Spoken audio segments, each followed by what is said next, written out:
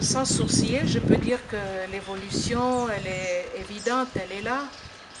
Nous allons partir dans les années 60. C'est l'année où les filles commencent à avoir leur première bachelière. Je peux citer comme ça Madame Jacques Adiaïno, qui fait partie des premières bachelières du Gabon. 1960-1970, nous arrivons à... évidemment, elles vont en France pour faire leurs études supérieures. 1970, c'est l'avènement du parti unique. C'est l'avènement du parti unique. Et à cette époque, les femmes qui avaient été aux côtés de Léon Bar, parce que Léon Bar avait pris quelques femmes autour de lui pour l'aider dans son travail pour l'émancipation de la femme. On peut compter des dames comme Madame Ayo Adibé, comme Madame Azizé Fandiaï, comme Madame Agathe Okumba. Je ne pourrais pas toutes les citer, Marguerite Mba. Et lorsque le président Bongo accède au pouvoir, il prend ces anciennes femmes et elles vont ensemble mettre ce qu'elles ont appelé à l'époque le Club Rénovation. Et après le Club Rénovation naîtra bien entendu l'Union des femmes du Parti démocratique gabonais, avec l'ascension, disons, de beaucoup de femmes dans ce mouvement. Les premières femmes du bureau politique de l'histoire, on va les compter aussi, c'est Madame Adibé, Madame Azizé Fandiaï et une troisième qui pourrait être Martine Odja si je ne me trompe pas. Voilà pour les années 70, on évolue, on arrive aux années 80 et ce que je dois dire, c'est que ces femmes ont été pour beaucoup, ce sont les pionnières, il ne faut pas les oublier, ces pionnières qui font des femmes que nous sommes aujourd'hui ce que nous sommes. Parce qu'à l'époque, il vous souviendra que lorsqu'une jeune fille attrapait une grossesse à l'école, elle était renvoyée et le jeune homme, lui, poursuivait ses études. Ce sont ces femmes qui ont demandé au président Léon Bar de ne plus renvoyer les filles, tant pis, elles allaient en grossesse avec leur grossesse à l'école, pour leur permettre aussi d'évoluer. Il n'était pas question qu'elles payent pour un acte qui avait été commis à deux. On peut remercier ces femmes, elles ont fait autre chose. Il y a eu dont on ne parle pas beaucoup, il y a eu l'alphabétisation des adultes. Elles se sont rendues compte que beaucoup de femmes d'un certain âge n'avaient pas été à l'école. Elles ont mis en place l'alphabétisation des adultes et on reconnaîtra même une humilité massacrante d'une des présidentes de l'UFPDG qui repart sur les bancs de l'école pour atteindre le niveau de 3e. C'était Madame Bouma, j'ai oublié son prénom, mais je retiens le nom Madame Bouma. À l'époque du président Léon Bar, mais ça a été une explosion lorsque le président Omar Bongo arrive au pouvoir. On peut compter aussi des femmes généraux. Dans toute l'Afrique, il n'y avait pas encore des femmes qu'on trouvait dans l'armée au grade de général. On en a eu. On a eu des femmes qui ont occupé les fonctions de directeur général. Jusque-là, ça n'existait pas. On a eu des entrées au gouvernement, timides, mais après, on a vu l'évolution. Mais encore que moi, permettez-moi de titiller les autorités politiques, c'est encore timide hein, au niveau du gouvernement, c'est encore timide. Pour tout ce qu'elles ont apporté dans l'histoire, c'est encore timide. On peut dire que oui, les pères fondateurs ont apporté quelque chose, mais à l'époque du président Omar Bongo Ondimba, il vous souviendra aussi qu'il avait remarqué qu'il n'y avait pas suffisamment de femmes à l'Assemblée nationale parce que c'était électif et les femmes n'étaient pas trop versées dans la politique. Il en a nommé 9 à raison d'une par province pour qu'elles aussi soient présentes au niveau du Parlement. On peut dire que oui. On va parler des groupes d'animation. Il y a des gens qui pensent que ça a été une mauvaise chose et d'autres qui pensent que ça a été une bonne chose.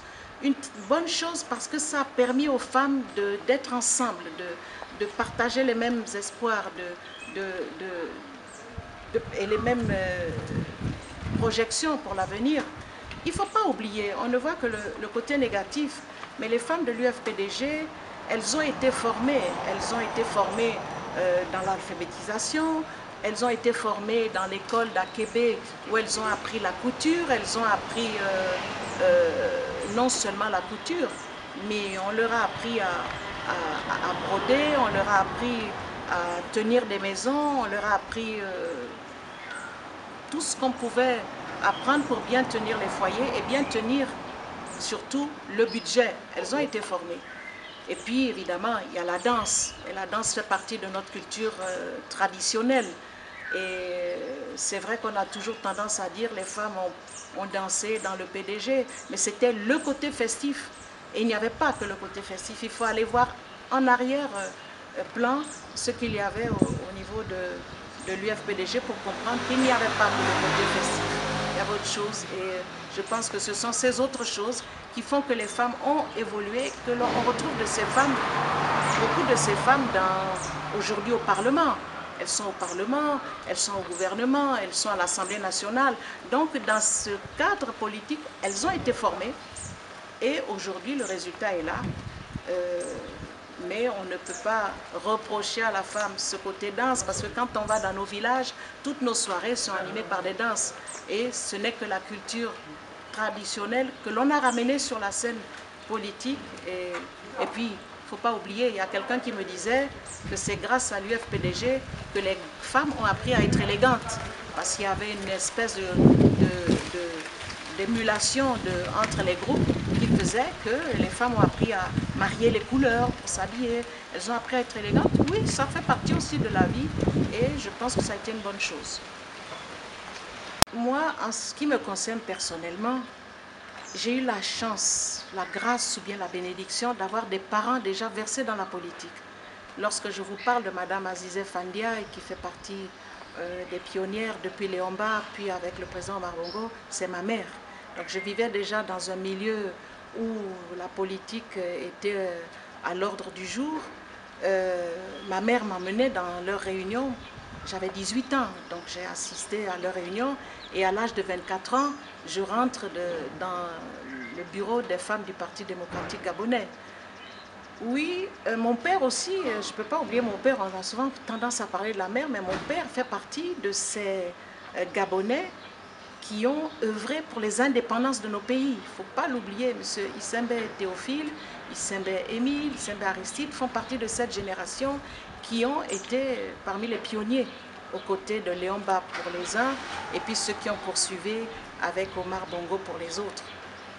Je peux dire que oui. Et puis c'est vrai que moi, par la suite, avec toutes les fonctions que j'ai occupées au Parlement, au gouvernement, sur la scène internationale en tant que chargée de mission Afrique, oui, je pense que j'ai été, on peut parler de moi comme un symbole de l'émancipation de la femme qui a fait de moi ce que je suis. Aujourd'hui, je suis plus versée dans mon ONG, l'organisation non gouvernementale que j'ai baptisée Association Solidarité Internationale des Femmes. Les gens se demandent pourquoi je suis allée au niveau international, mais mes fonctions du passé m'y emmènent. Je fais partie des cofondatrices du réseau des femmes parlementaires de la francophonie. Nous étions 3 et j'en fais partie. Parce qu'il y avait trop de violence verbale, trop de haine qui s'implantait, des divisions dans les quartiers, des voisins qui ne se parlaient plus. Et j'ai pensé qu'il fallait lancer un appel pour appeler la classe politique, toute confondue, sans parti pris, pour une reprise de conscience, parce que je voulais qu'on évite ce qui est arrivé. Finalement, c'est bien arrivé le 31 août, où il y a eu une violence que le Gabon n'avait pas connue depuis 90, parce qu'il ne faut pas oublier qu'à 90, il y a eu un petit, je disais, je dirais pas un petit, quand il y a des conflits, ce n'est pas petit, même le moins petit conflit, pourvu qu'il y ait une seule personne qui meurt, c'est déjà un conflit, ce n'est pas bien.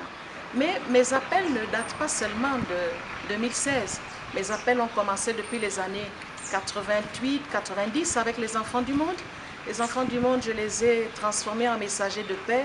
La preuve, c'est que Gabon Télévision, qui était à l'époque la RTG, avait pris une de mes chansons phares de l'époque où les enfants sortaient de chaque carte du Gabon pour dire « je suis de telle province, mais avant tout, je suis Gabonais, parents, apprenez-moi à mieux aimer ma patrie. Donc j'ai commencé depuis les années 90, il y a eu cet appel de 2016 encore, il y a encore eu cet appel du 31 juillet 2017 où cette fois-ci, j'implique les femmes. Parce que les femmes, lorsqu'il y a conflit, elles sont les premières victimes. Les premières victimes parce qu'une femme ne peut pas fuir en laissant ses enfants derrière elle lorsqu'il y a trouble. Mais elle n'est pas seulement inquiète pour ses enfants, elle est inquiète pour son mari qui n'est pas rentré, elle est inquiète pour ses grands-enfants adultes qui ne sont pas rentrés, elle est inquiète pour tout. Et j'ai pensé que l'appel devait être lancé au niveau des femmes pour que nous nous levions, parce que nous avons écouté, nous avons regardé, nous devons nous lever maintenant pour dire à nos dirigeants, à nos frères, à nos enfants, qu'il ne faut pas penser que ça n'arrive qu'aux autres. Nous ne voulons pas qu'il arrive au Gabon ce qui est arrivé dans d'autres pays. On peut régler les problèmes autrement. Je pense qu'on peut les régler autrement. Il y a la sagesse des aînés, il y a la sagesse de tous, qu'ils soient de telle partie ou d'un autre.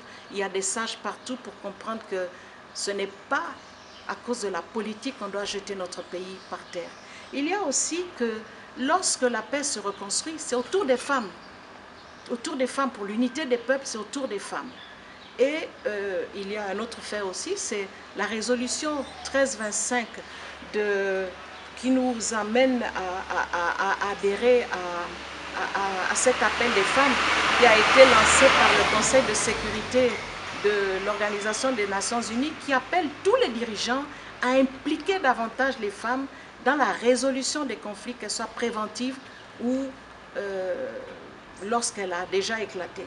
Donc nous rentrons donc dans ce moule de la résolution 1325.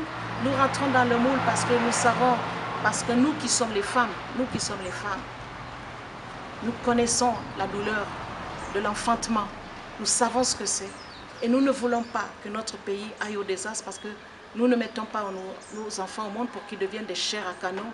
Nous les mettons au monde pour qu'ils deviennent meilleurs que nous demain.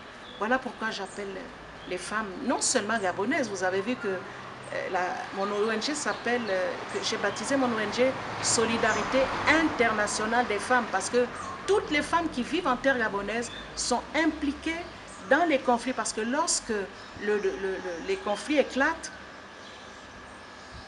une balle perdue ici ne choisira pas si c'est une Gabonaise ou une étrangère. Nous sommes toutes des mères de famille, nous devons nous lever parce que nos messages ne sont pas seulement lancés aux dirigeants du Gabon, mais aux dirigeants de toute l'Afrique qui nous écoutent, qui sont nos dirigeants.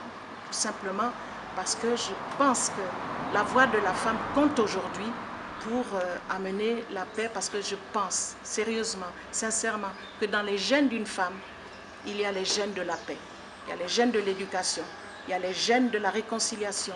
Alors pourquoi ne pas nous utiliser davantage pour apporter la paix dans nos pays?